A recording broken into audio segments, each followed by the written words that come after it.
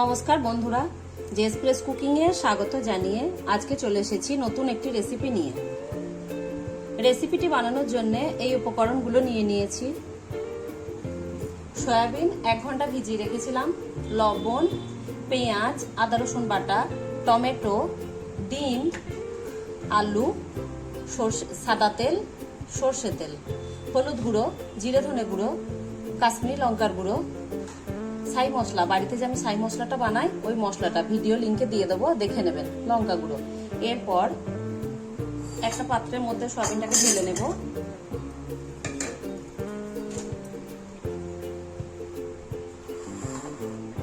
অল্প পরিমাণে একটু লবণ দেব। তারপর যে ডিমটা নিয়েছিলাম ওই ডিমটা দিয়ে দেব।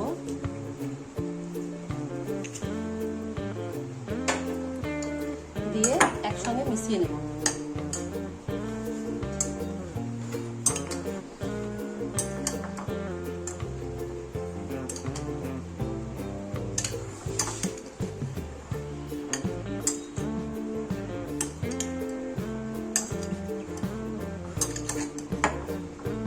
মেশানো হয়ে গেছে, এবার ভেজে নেব। কড়াই সাদা তেল দেব।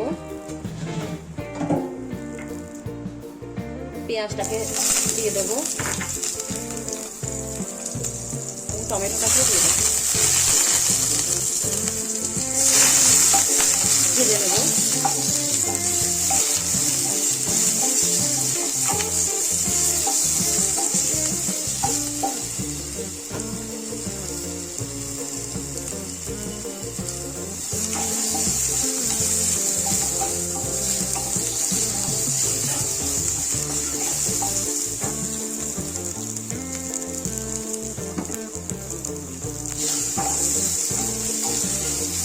ভাজা হয়ে গেছে, এবার একটা পাত্রে ঢেলে নেব। পেঁয়াজ এবং টমেটোটা একটু ঠান্ডা হয়ে গেলে মিক্সিতে বেটে নেব। আবার সাদা তেল দেব।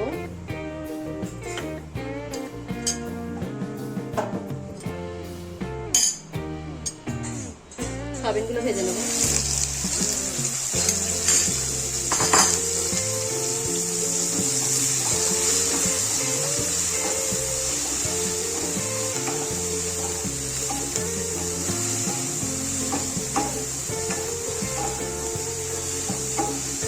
সয়াবিনগুলো পুরো ভাজা ভাজা করে নেব।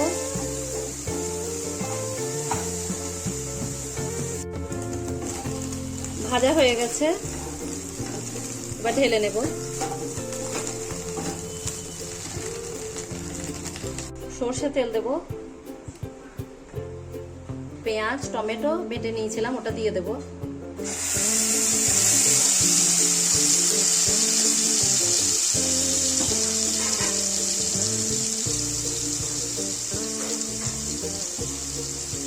অল্প পরিমাণে জল দেব। স্বাদ মতো লবণ দেব।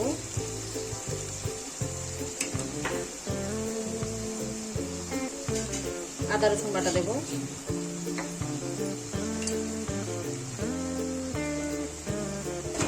যে মশলাগুলো দিয়েছিলাম সব মশলাগুলো একসঙ্গে দিয়ে দেব।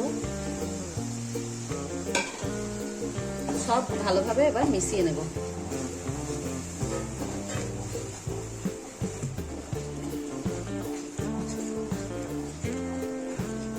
মিশিয়ে 5 মিনিট মশলাটাকে কষিয়ে নেব।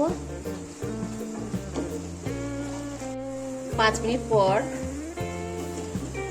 এবার আলুটাকে দিয়ে দেবো। আলুটাকে দিয়ে আবারও কষিয়ে নেব।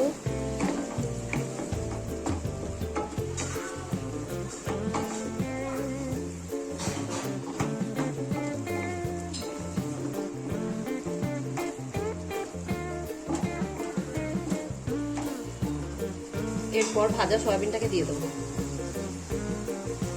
এবার সয়াবিন আলু একসঙ্গে ভালোভাবে কষিয়ে নেব।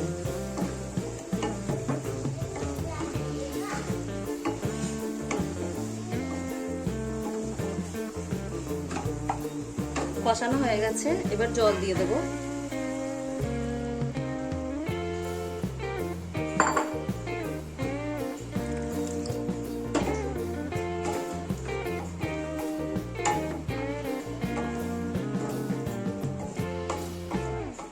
এবার ঢাকা দিয়ে এটাকে রান্না করে নেব। মাঝে মধ্যে নাড়তে থাকবো। রান্নাটি করে নিয়েছি, এবার ঢাকনাটা খুলে দেব। তো রান্নাটি হয়ে গেছে, এবার একটা প্লেটের মধ্যে ঢেলে নেব। রেসিপিটি হয়ে গেছে, এবার একটা প্লেটের মধ্যে ঢেলে নিয়েছি। রেসিপিটি যদি আপনাদের ভালো লাগে লাইক, কমেন্ট, শেয়ার করবেন আর চ্যানেলকে সাবস্ক্রাইব করবেন। পাশে থাকা বেল আইকনে ক্লিক করবেন। ধন্যবাদ।